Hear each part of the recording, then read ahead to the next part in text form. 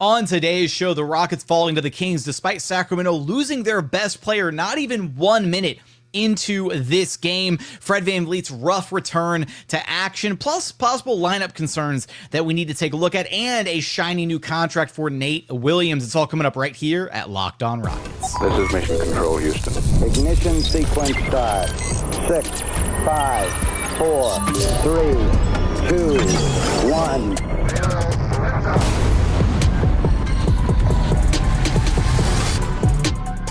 What's up and welcome to another edition of Locked On Rockets, your daily podcast home for everything Houston Rockets basketball. As always, I'm your host, Jackson Gatlin, native Houstonian and credentialed media member. I'm also the host of Locked On NBA Thursdays. Be sure to follow along wherever you listen to your podcasts or on YouTube. Just search Locked On Rockets, where the best way you can help us grow our show is to listen every single day on a podcast platform of your choosing. Like, comment, and subscribe on YouTube. Also, subscribe to the daily Locked On Rockets newsletter. Would sincerely appreciate all of that support. Now, today's episode is brought to you by FanDuel. Right now, new FanDuel customers can get $150 in bonus bets if your first $5 bet wins. Just go to FanDuel.com. And as always, thanks so much for making Locked On Rockets part of your day every single day, whether it's on your way to work, on your lunch break, in the gym. Thank you so much for being an everydayer. Shout out to John, one of our everydayers that I ran into over the weekend at Papado. I appreciate you saying what's up, man. Thank you so much for the kind words. It was cool talking a little Rockets ball with you. It's always really cool meeting you guys out and about in the real world, whether it's at a Rockets game or just at a restaurant or something. If you see me out and about, just say what's up. It's always really cool to connect. Let's get into this Rockets 113-103 loss against the Sacramento Kings. A weird game. I'm going to get into the stuff from the game. We'll take a look at Fred VanVleet's return to action, some concerns with the lineup, the starting lineup that Ime Udoka has decided to go with officially, although we don't know how. We literally got a cup of coffee sample size of it, and then he may have to revert back to another starting lineup. More on that a little bit later on. We'll talk about Nate Williams' new contract, all that good stuff, but this was a weird game because the Kings literally lost their best player, Domantas Sabonis, not even, 2 possessions into the game. He's running back down on the offensive end of the court, third possession of the game, and then starts reaching down and grabbing at his left hamstring, has to be assisted off the court. So first and foremost, hope everything's okay with Domantas Sabonis. Injuries are the absolute worst, especially non-contact injuries. They can be very, very scary. So hopefully it's nothing serious for him. But after losing Sabonis, this should have been an easy dub for the Rockets. In fact, on paper, the Rockets, even when the Kings do have Sabonis, the Rockets are the better team. This was their first fully healthy game in almost exactly 2 months of the NBA season, and they completely laid an egg. As soon as Sabonis goes down, and the Kings jumped out to this ridiculous early first quarter lead. They led by as many as 16, 19-3 early on. And then thankfully the Rockets were able to go on their own little mini run. They closed out the quarter 18-6, finished the first quarter final score 25-21. Kings were still leading by 4, but the Rockets rallied and they got back into it. And thankfully, they had some strong early play from Alperen Sengun in that first quarter, and then they were able to carry that momentum into the second quarter, where Dillon scored all 12 of his points and then decided he didn't want to score at all the rest of the game. Jalen Green scored a chunk of his points in the third quarter when the Rockets still had. This was just a weird game because it never felt like the Rockets were that far away from being in striking distance of the Kings. It's just like the Kings had an answer, or Rockets would go on their little run and either, tie it up or get close, be within striking distance, and the Kings would have an answer every single time down. And a big part of that was because the Rockets didn't really have a way to slow down the Kings' trifecta of dynamic guards in Malik Monk, Zach LaVine, and DeMar DeRozan. If you're just taking a look at the box score, it's not like any one of them had a truly fantastic evening. DeMar DeRozan, only 7 of 18 shooting, had 21 points, couple turnovers, but he was 6 of 7 at the free throw line, and he baited a lot of fouls in this game. Zach LaVine, 20 points, but 8 of 16 shooting, not phenomenal. He did have 4 turnovers. And then Malik Monk, 16 points, 7 of 13 shooting, 5 turnovers. There was some good and some bad with their respective games, but it's just whenever the Kings needed a bucket, or, some of those guys would just get on a little hot streak of their own, quick 1 or 2 buckets here and there to kind of slow down whatever run the Rockets were able to go on. So it was those three guys that did a lot of damage, but it was also the fact that the Kings lost Sabonis, the NBA's best rebounding big man. And then they still managed to out-rebound the Rockets in this game, 46-43.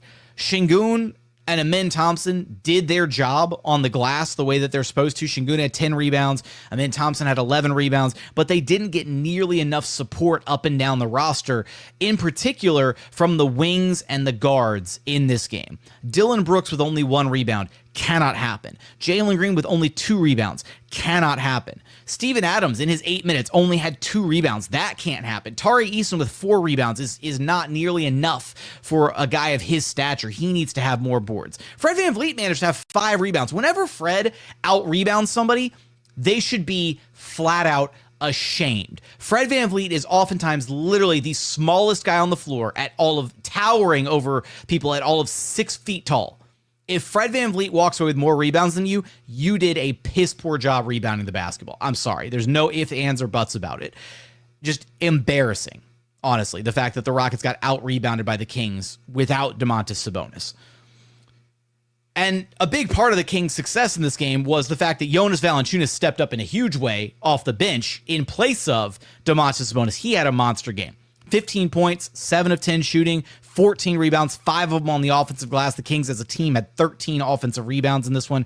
He also had an assist, 4 steals, and 3 blocks. Valanciunas was playing like a monster in this game.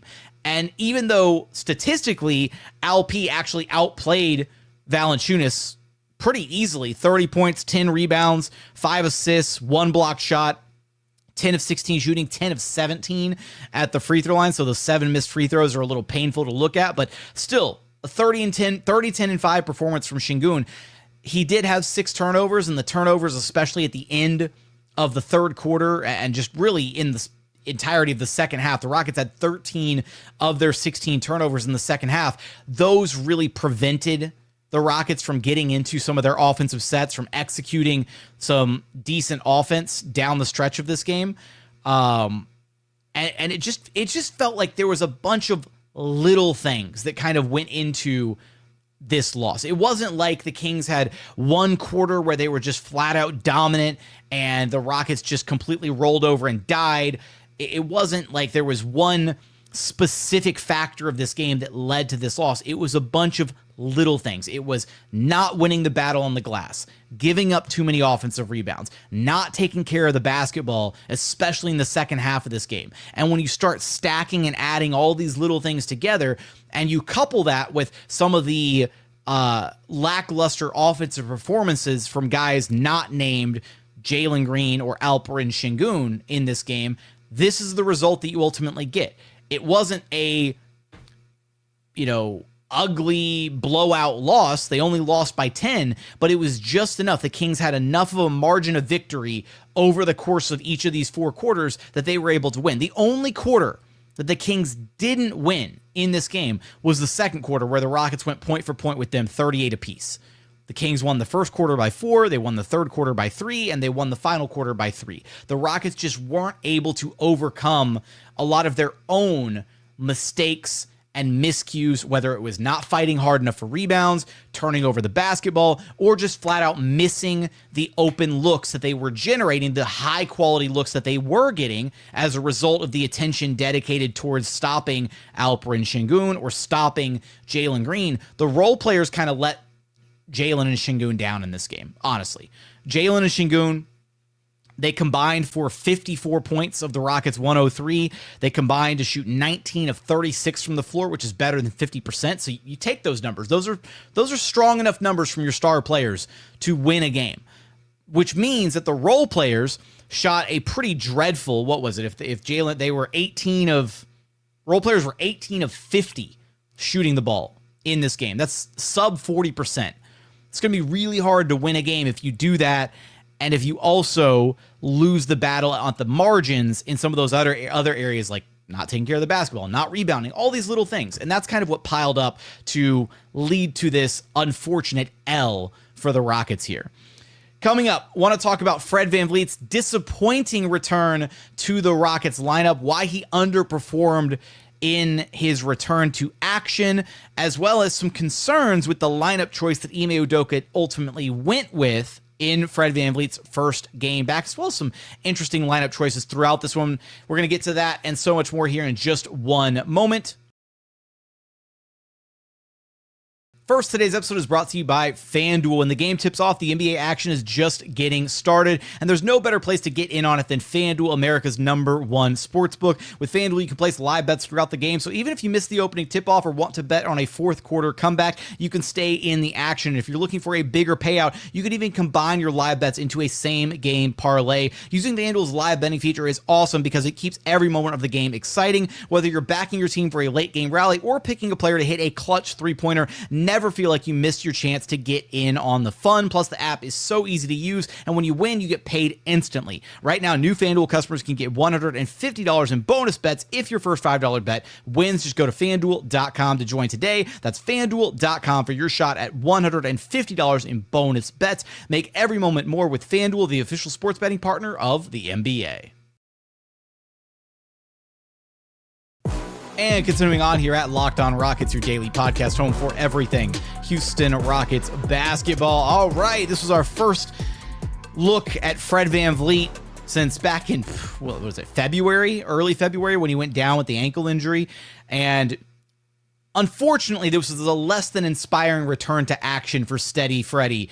Only 3 points, 1 of 8 shooting, 1 of 7 from downtown, had 5 rebounds, 5 assists, 3 steals, only 1 turnover in his 35 minutes of run. Apparently, and Ime Udoka addressed this post-game, apparently Fred had stepped on the foot of an official or made contact with an official and rolled his ankle again, the same ankle that he had been dealing with as his injury that held him out for so many weeks, and basically kept playing through it, wanted to stay in the game and tough it out. And he was, at the end of the game, he was actually visually hobbled and leaving the court. And so that kind of explains why he wasn't playing the best, but it's also, first off, why? Why in God's green earth, if Fred VanVleet re-aggravated that same ankle, would he stay in the game and potentially exacerbate an injury and make it even worse? So I don't know whose call that was to keep Fred in the game. I don't know if Fred just overruled the doctors or what, or said, no, it's fine, I'll play through it, or if he didn't say anything until the end of the game or whatever, but kind of ridiculous there that, he wound up playing 35 minutes on a bum ankle that had already kept him out for weeks. It doesn't make sense from that regard. But overall, disappointing return to form for him. Fred is at this stage where, again, Jalen's doing his job, 24 points on relatively decent efficiency, shot well from downtown, didn't turn the basketball over. This was a prototypical, this is what you want from Jalen Green. If Jalen gives you this kind of production every single night, he's doing his job. Alperen Sengun, strong monster game, 30, 10, and 5. Yes, he had the 6 turnovers, and yes, some of those turnovers were really ugly. And yes, you want him to be better at the free throw line, but that's still a really strong performance from your star player. These are performances that you can win games with. It's not like Sengun's 6 turnovers were the sole reason for this loss. It's not like Jalen not scoring an extra, few points here and there, whatever. No, Jalen and Sengun did their job. Fred needs to be able to at least knock down open shots. Nobody's asking Fred to step up and be, a 15 to 20 points per game scorer. Nobody's asking Fred to be this insane, dynamic downhill creator and get into the teeth of defense. All he needs to do is take care of the basketball, get the Rockets into their sets, play hard-nosed defense, and knock down open shots. And he was unable to at least do one of those things consistently. He wasn't able to knock down open shots. And that can be said for a lot of the Rockets' ancillary pieces in this game. Guys struggled all up and down the board. Dillon Brooks didn't hit anything outside of the second quarter. Amen Thompson struggled in this game, just 3 of 10 shooting. Fred, 1 of 8.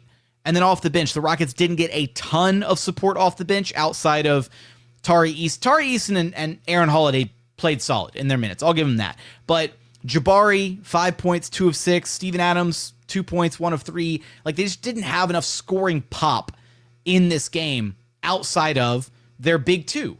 That's kind of what it felt like. Hell, this would have been a fantastic game to, break in case of emergency and bust out some Cam Whitmore minutes and see if he could get it going offensively, because realistically, nobody else had any offense up and down the Rockets roster. But I think this is, and I want to talk about lineups here for a moment. First, I want to highlight something that I thought was interesting from this game that I thought was kind of a mistake from Ime Udoka's side of things, and I'm curious your thoughts, so let me know in the YouTube comments. But I thought that Ime got a little outcoached in this game because, right, if Sabonis doesn't get injured, then you're playing Sabonis for a majority of the minutes, the 5 if you're Sacramento and Doug Christie, and then when Sabonis isn't in the game, you're going with Jonas Valanciunas. That's a simple 1-2 punch at the 5, and the Rockets have a great counter to that 1-2 punch. They've got Sengun, they've got Steven Adams. The moment Sabonis goes down and Valanciunas becomes the de facto, main big man for Sacramento, they didn't have a big outside of Valanciunas. So in the 18 minutes that the Kings played without Valanciunas on the floor, I guess 17 minutes because Sabonis was out there for the first minute of the game, they had to use a combination of Trey Lyles and Jake LaRavia and maybe they might have even used Keegan Murray a little bit at the 5, but they basically played small when Valanciunas wasn't on the floor. And for whatever reason, and to Udoka and his staff's credit, sometimes this does work. Sometimes the Rockets will still play big with Adams or Sengun or whoever, Jock Landale, against opposing teams' small ball lineups, and they'll try to punish them by beating them up on the glass, by dominating inside, by forcing mismatches, drawing fouls, that kind of thing. They didn't do that in this one. They didn't win that coaching chess match. The Kings absolutely outplayed the Rockets in those big man minutes where they went small. Trey Lyles was a +3 in his minutes. Jake LaRavia was a +2 in his minutes. Steven Adams was a -6 in his minutes. Even though Alperen Sengun had a monster night, he was -4 in his 37 minutes.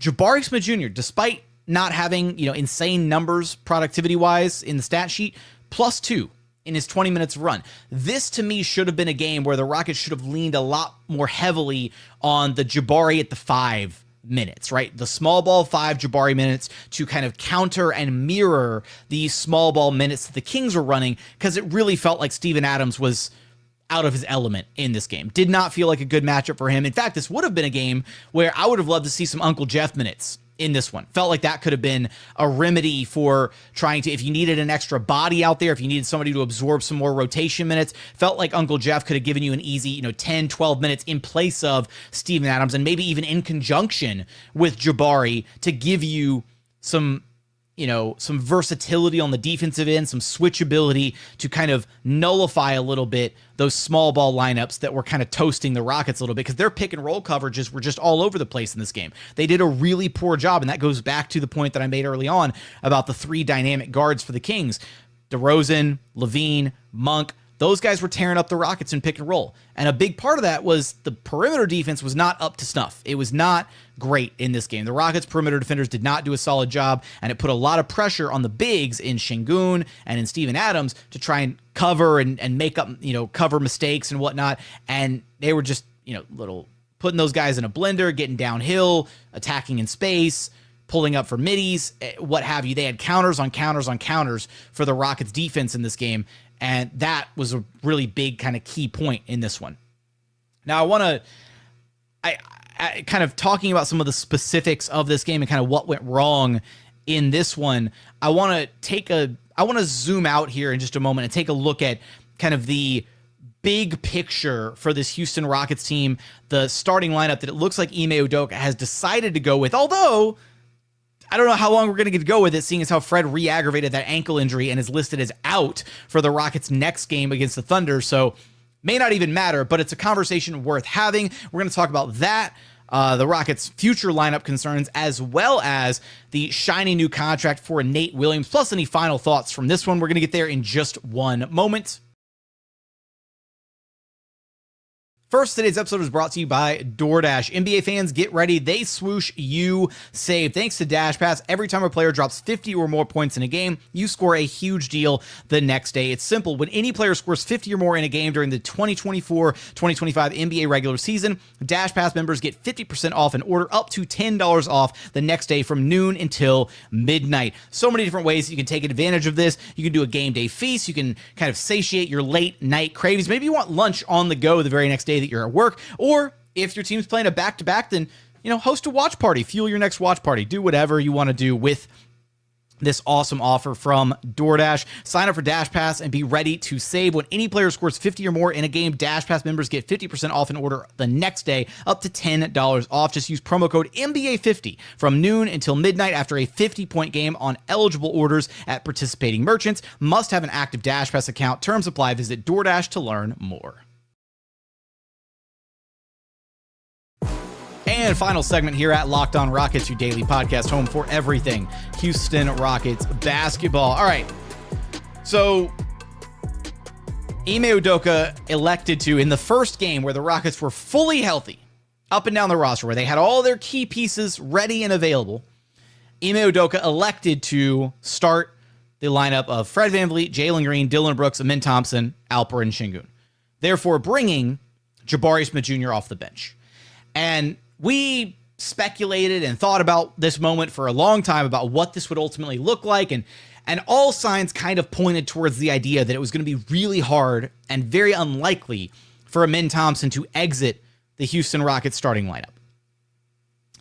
And we also talked about the fact that it was very unlikely for Dillon Brooks, being one of the veterans and being kind of such a trusted piece for this Rockets team, that he was going to leave the Rockets lineup. So it kind of fell on the fact that Jabari was going to be the guy getting benched, unfortunately.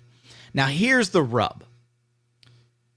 The Rockets starting lineup that they've elected to go with here, VanVleet, Brooks, Jalen Green, Sengun, Amen Thompson.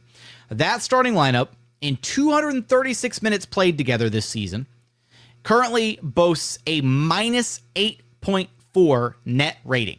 That is the worst net rating of any lineup that the Rockets have this season. Minimum 50 minutes played together. That's their worst lineup, unfortunately.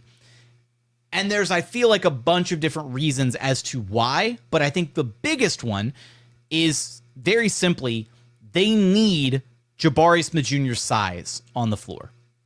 And by not having Jabari's size out there, it really does hurt them.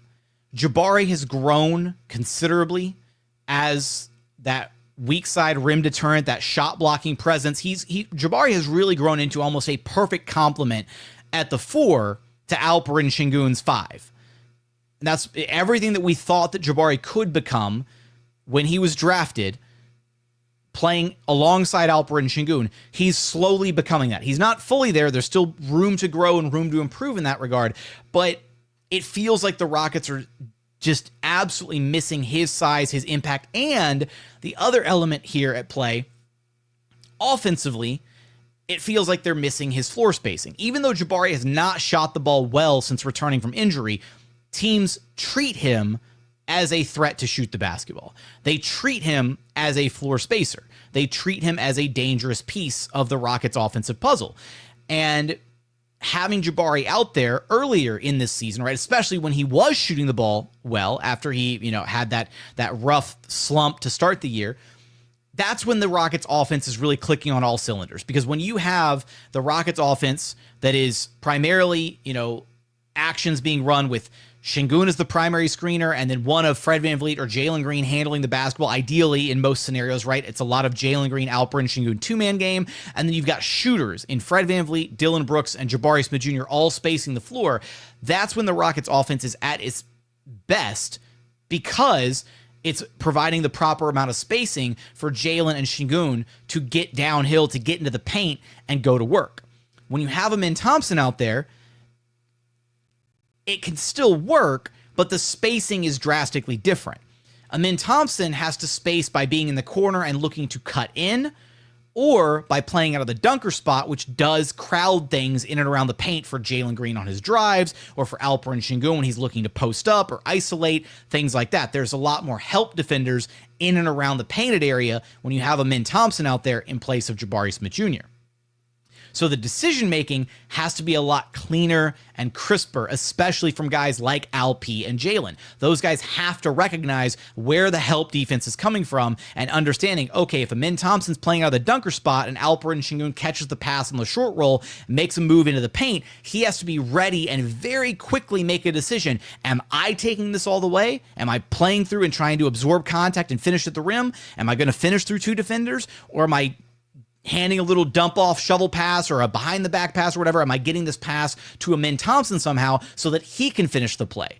And unfortunately, Alperen Sengun's decision-making when the double teams do show up has not been great. He's been holding onto the ball way too long. He hasn't been making super clean decisions with it, and that's why the turnovers have been racking up. That's a big part of why he had 6 turnovers in this game, is he didn't do a good enough job releasing the ball, getting rid of it when the Kings started showing 2 and 3 guys at him at times in this one. So offensively, things get a little bit more cluttered with this version of this Rockets starting lineup. But I think the bigger issue is defensively, when you play with Amen Thompson out there in place of Jabari Smith Jr. Let's rewind the tape a little bit. Let's go back to how the Rockets structured their defensive scheme earlier this season. And one of the unique wrinkles that they added this year was they actually, Ime Udoka and company, started putting Alperen Sengun on the opposing team's weakest perimeter player. Their weakest wing, their poorest shooting guard, whatever, which allowed Jabari Smith Jr. to guard the opposing team's 5, the opposing team's big, that is traditionally used in a majority of pick and roll actions, primary actions, whatever. And that allowed the Rockets to continue their switching defense.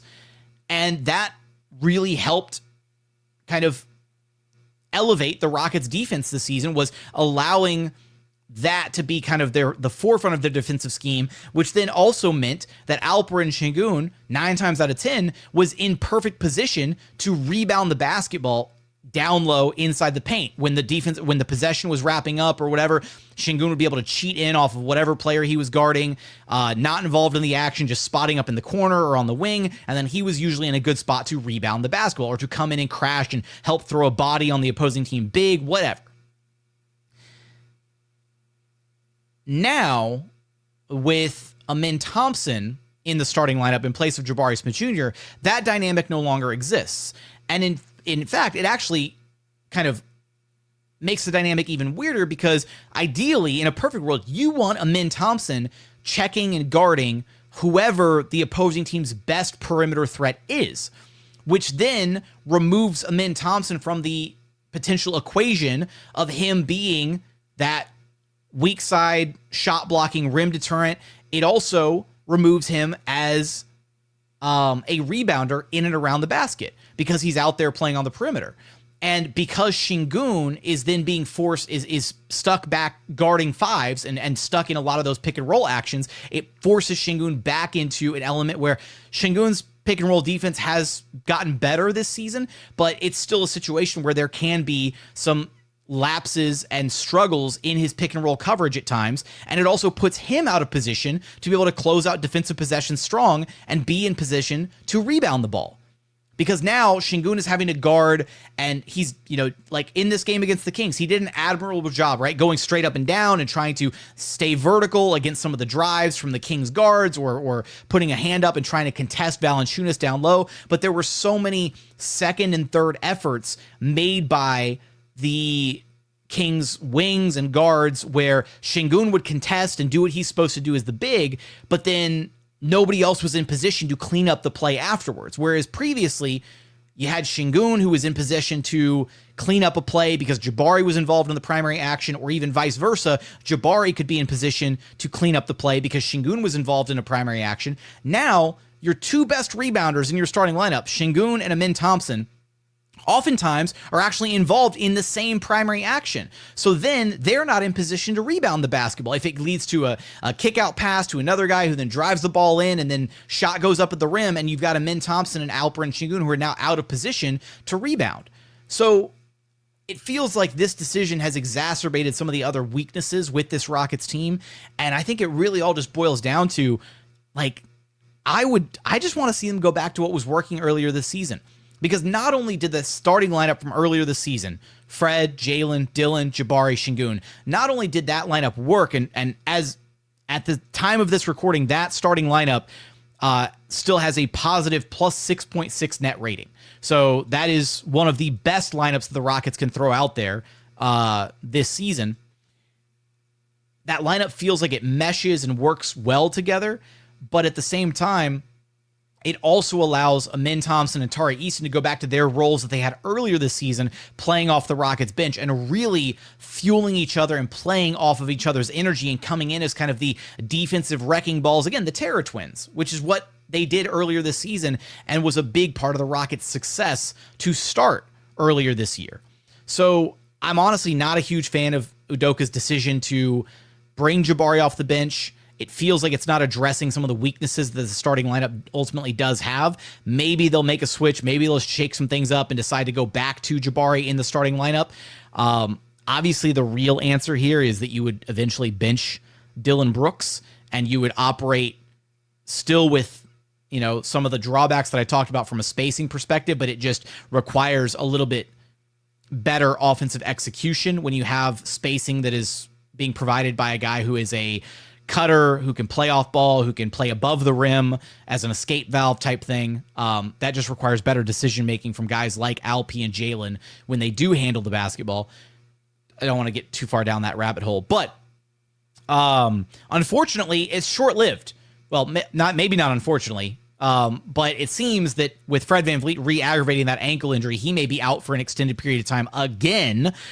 He's at least listed out right now on the Rockets injury report ahead of their matchup with the OKC Thunder Monday night. However, this is the first night of a back-to-back. They've got the Thunder in OKC Monday night. Then they play the Pacers in Indiana Tuesday night. And it seems that the Rockets are flat out punting on this game against OKC. So don't get your hopes up about a great game between the Rockets and Thunder, because right now Fred VanVleet is listed as out, and Amen Thompson, Alperen Sengun, Tari Eason, Dillon Brooks, and Steven Adams are all listed as questionable for this game against the Thunder. So it seems like the Rockets are probably punting on this game against OKC so that they can load everybody up and actually have a legitimate shot to beat the Pacers on the second night of the back-to-back in Indiana.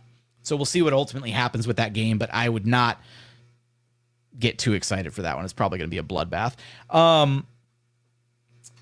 And then TBD on what happens. You know, I guess Jabari gets reinserted into the starting lineup, or potentially maybe they go with Tari Eason in the starting lineup like they were doing previously with Jabari coming off the bench. Either way, that version of the lineup gives the Rockets a little bit more size, a little bit more switchability, and again, the things that Fred VanVleet does bring to the table, the floor spacing, the shooting, the defense, the taking care of the basketball, right? No turnovers, that kind of thing.